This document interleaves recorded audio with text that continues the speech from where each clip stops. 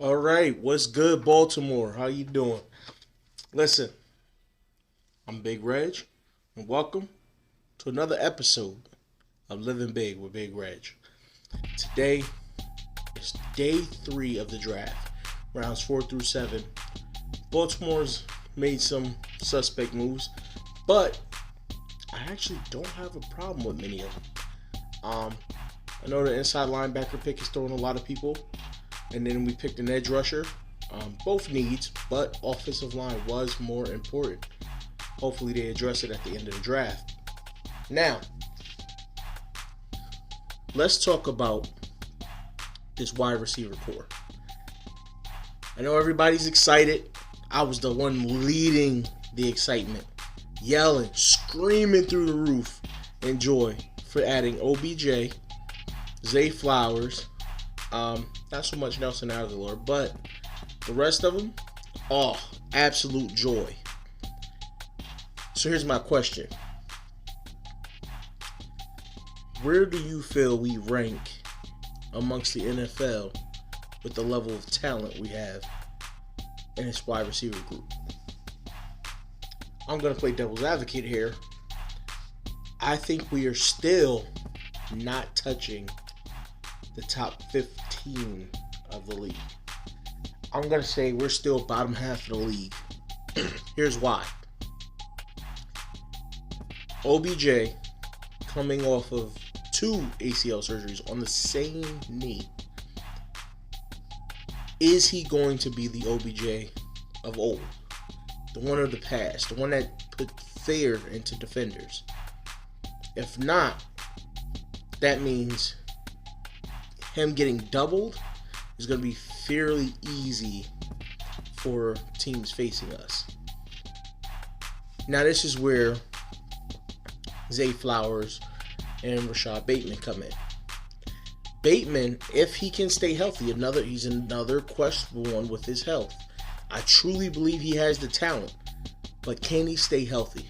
If he can, Rashad Bateman is going to have to show the ability to get open in one-on-ones, because I think OBJ's name alone draws the double team.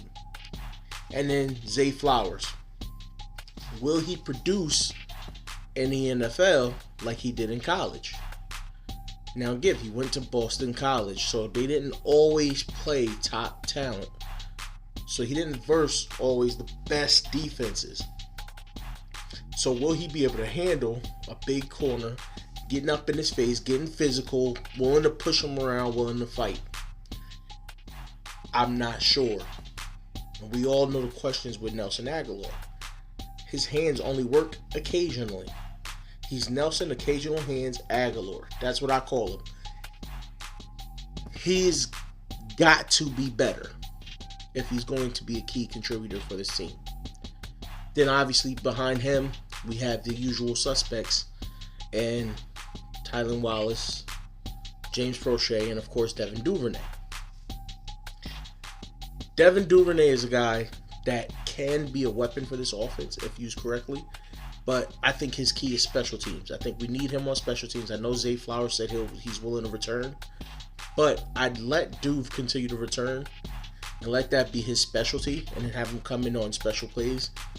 This way you're not risking extra exposure to Zay to risk an injury with his small frame. But this wide receiver core, to me, has too many question marks to be considered one of the best in the league. I think we as Ravens fans, we jumped on full of excitement because it's still the best collection of weapons that Lamar Jackson has had since he's been in the league. But even with that being the case, there's so many question marks from top to bottom that we don't know if it's going to work.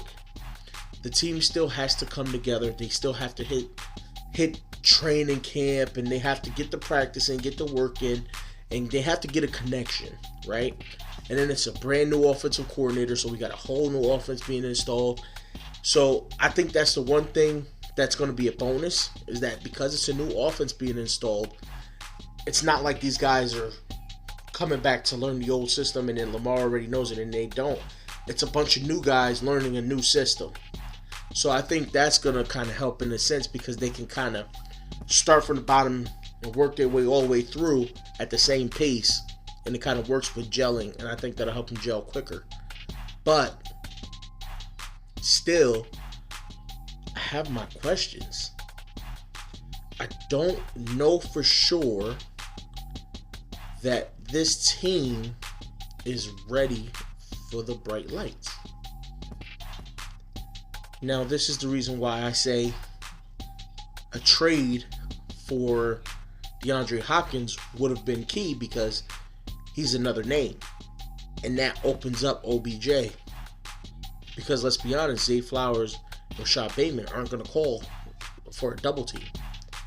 Defenses are not going to go to them for a double team, and I don't know if OBJ's knees still have it in him to be able to get open one-on-one against a press cover corner. Now, when we play those teams that drop back in zone and they don't really worry about the press coverage, we're going to eat them alive. No doubt about it. But the man press cover guys are going to be an issue. And it kind of makes me worried, because it still puts a lot on Lamar's shoulders to say kind of, hey, go carry us. Hey, go, these guys are having trouble getting open. Find a way. And I'm not sure Lamar is comfortable yet with forcing the ball in on tight coverage. We know he likes for his guys to be open when he releases the ball, because he doesn't like to put the ball in harm's way.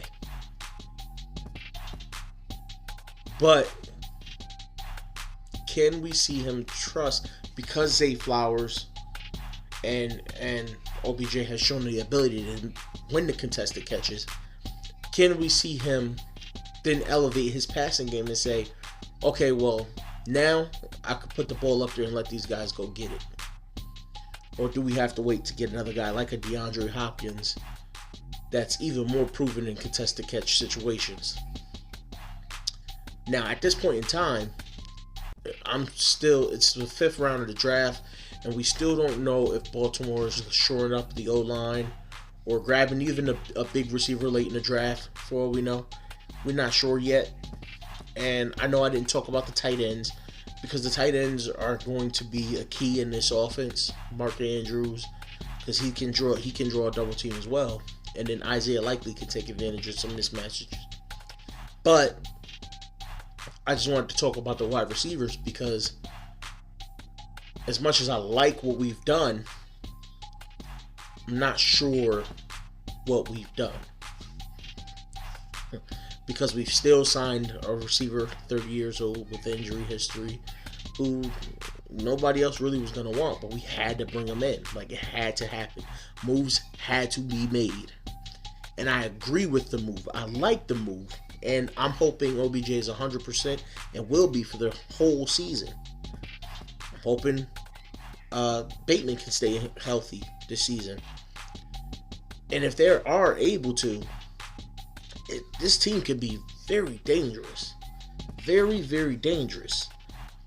But there's one trait, since we were talking about the receivers, there's one trait they have that our receivers haven't had in a long time. They got dog in them. You see Bateman online, on Twitter, snapping, going off, making sure the world knows he's good enough. Making sure, hey, y'all don't need nobody else, you got me. So when he's telling you, listen, I'm a dog. I'm going to go out there and they're going to feel my bite. And I want to see it. We know who OBJ is. We know OBJ got that dog in him. He's willing to fight, even though he lost to Marlon. We're going to let that slide, though, because he's one of us now.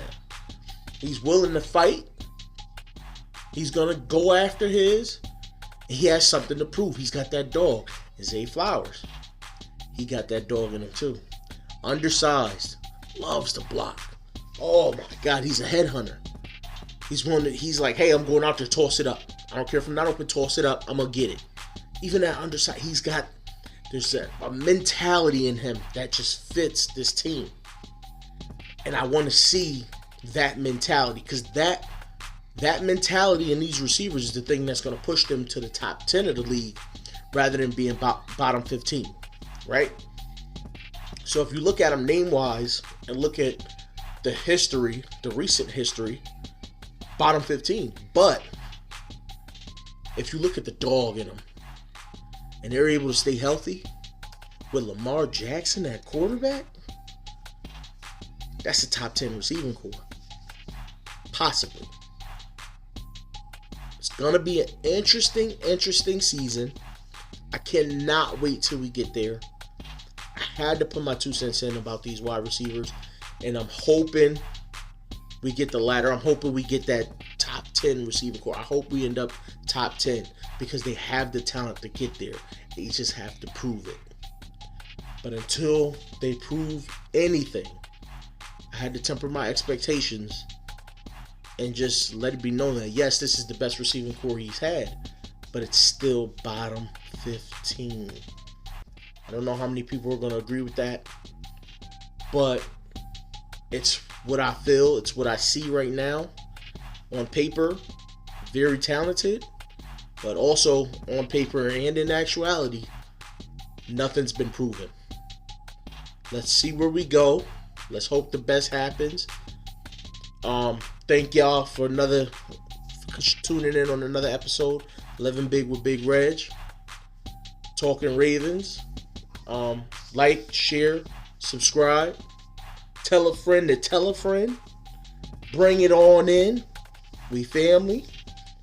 If you wish to donate to the channel to help out, my Cash App will be in the description. It is Living Big with Big Reg. Y'all, stay blessed. Peace.